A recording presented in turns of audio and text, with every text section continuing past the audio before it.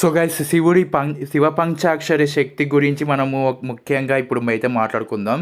So దీని గురించి పూర్తి వివరాలు అయితే తెలుసుకుందాం, అసలు ఏంటిది అనేది. సో మనము శివ పంచాక్షరి మంత్రం అంటే ఓం నమ శివాయ, ఇది చాలా పవర్ఫుల్ మంత్రం. ఈ మంత్రం 5 అక్షరాల సమాహారం. ఇది శివునికి అర్పించే అత్యంత పవిత్రమైన మంత్రం. సో ఓం అనేది బ్రహ్మాండ శబ్దం. ఇది నమః అనగా నమస్కారం, శరణాగతి. శివాయ అనగా శివునికి అంకితం.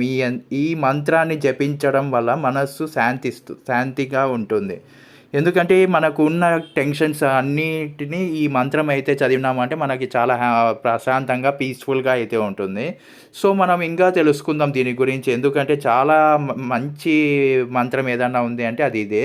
సో పంచాక్షరి యంత్రం పంచభూతాలను సూచిస్తుంది. భూమి, అప, అగ్ని, వాయు, ఆకాశం ఇవే పంచభూతాలు.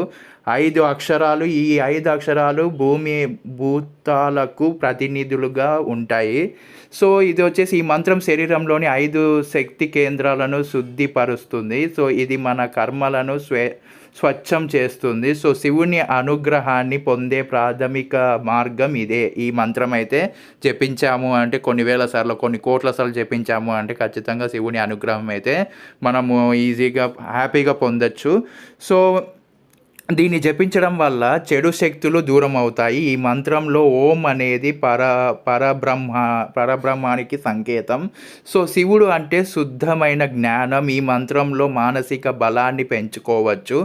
దీన్ని ప్రతిరోజు 108 సార్లు జపించడం మేలు ఫలిస్తుందని అందరైతే నమ్ముతూ ఉంటారు. రుద్రాక్ష మాలలో ఈ మంత్రాన్ని జపిస్తే ఫలితాలు పెరుగుతాయి. ఇంకా తెలుసుకోవాలంటే వెయిట్ చేయండి, సబ్స్క్రైబ్.